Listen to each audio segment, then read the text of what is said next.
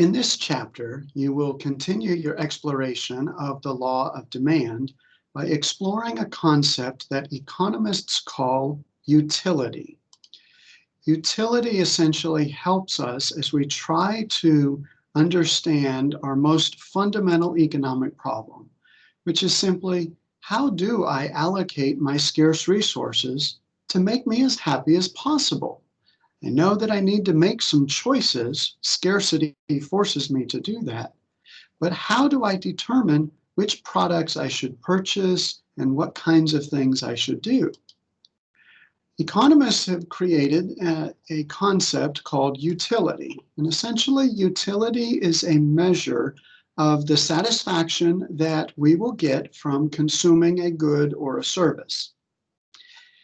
It is a hypothetical measure. It's not something that you go out and actually perform the calculation in real life, but the concept is applied all the time when we make our choices. So especially, we begin to understand that there's an idea of marginal utility, which is the additional satisfaction that we get from consuming one more unit of whatever the good or service is. And we have typically discovered that marginal utility declines the more a person consumes. So for example, if you sit down with a bowl of ice cream, oftentimes your first taste of ice cream gives you a lot more satisfaction than the 40th or 50th bite of ice cream. Sometimes you may even eat so much that you get sick and wish you didn't have that last bite. So marginal utility essentially will describe how much additional satisfaction we get when we consume one more unit of the good.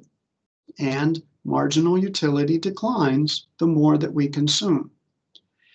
Now, there is a formula that we'll use in order to determine where we have maximized our level of satisfaction. And it's essentially the ratio of the marginal utility to prices are equal for all the goods that we're talking about. At that particular point, then we will have maximized our satisfaction. There's two things that are happening behind the scenes when we make our choices.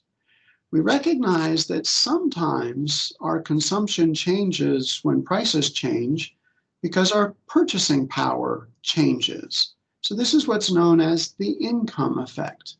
If we go and we examine that prices are rising, essentially that means that our purchasing power has gone down and we might switch to another good. We also have a substitution effect, which essentially says that when the price of one good changes, it changes relative to all the other prices for those substitutes that may exist.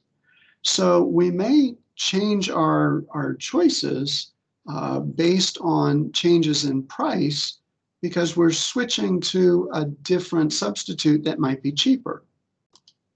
So out of this chapter, you should understand that utility essentially is this concept, this measure of how satisfied we are with some kind of good or service.